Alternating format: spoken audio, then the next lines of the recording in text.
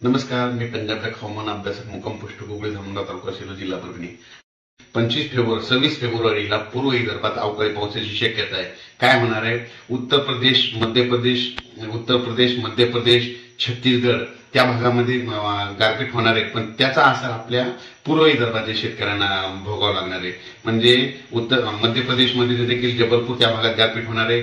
म्हणून त्याच्यामुळे काय होणार आहे? आपल्या नागपूर, वर्धा, भंडारा, अचलपूर, अकोट, वरुड, अमरावती, तसेच चंद्रपूर, यवतमाळ, पुसद, हिंगोली, तो पाऊस परभणीपर्यंत थोडा येऊ शकतो. वाशिम बुलढाणा जिल्ह्यापर्यंत येऊ शकतो. म्हणून हा अंदाज लक्षात घ्यायचा. म्हणून पूर्व विदर्भातल्या शेतकऱ्यांनी फक्त हा खास करून अंदाज पूर्व विदर्भातल्या शेतकऱ्यांसाठी देत आहे. कारण की पूर्व विदर्भामध्ये 25 तारखेच्या नंतर 26-27 तारखेला एक अवकाळी पाऊस येणार आहे. म्हणून हा अंदाज लक्षात घ्यायचा. आणि उर्वरित राज्यात परिस्थिती बघितली तर राज्यामध्ये म्हणजे 19 फेब्रुवारी पासून तर 24 तारखेपर्यंत हवामान कोरडं राहणार आहे. 25च्या नंतर उत्तर महाराष्ट्र देखील ढगाळ वातावरण राहणार आहे. त्या भागात काही एवढा पाऊस नाही. त्याच्यानंतर पश्चिम महाराष्ट्रात देखील पावसाचं वातावरण नाही. त्याच्यानंतर मराठवाड्यात देखील पावसाचं वातावरण नाही.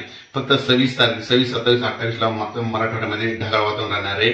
आणि हिंगोलीच्या लगत परभणी भागाकडे थोडं अंशतः पावसाची शक्यता आहे. म्हणून या अंदाज लक्षात घ्यायचा. एकंदरीत सांगायचं झालं तर नेमका थोडाफार पाऊस कुठे येऊ शकतो तर बुलढाणा जिल्ह्यामध्ये थोडाफार येण्याची शक्यता. त्याच्यानंतर अकोट तालुक्यात आहे. तसंच अमरावती, अचलपूर, चांदूरबाजार, यवतमाळ, पुसद, हिंगोली, वाशिम, नांदेड एक भागात राहू शकतो पाऊस. त्याच्यानं आदिलाबाद. म्हणून हा अंदाज लक्षात येतात. फक्त खास करून हा अंदाज फक्त पूर्व विदर्भातल्या शेतकऱ्यांसाठी आहे. पूर्व विदर्भातल्या शेतकऱ्यांनी 25 तारखेच्या तुम्ही तुमचा गहू, हरभरा, तूप काढून वाटल्यात झाकून ठेवण्याची तयारी ठेवा. कारण की 26 तारखेपासून राज्यात पूर्व विदर्भात पावसाची शक्यता आहे. हा फक्त पूर्वकल्पना म्हणून अंदाज देत आहे. परत आणखी 2-3 दिवसांना परत सविस्तर अंदाज दिला जाईल. अचानक वातावरणात बदल झाला तर परत एक निश्चित दिला जाईल. धन्यवाद.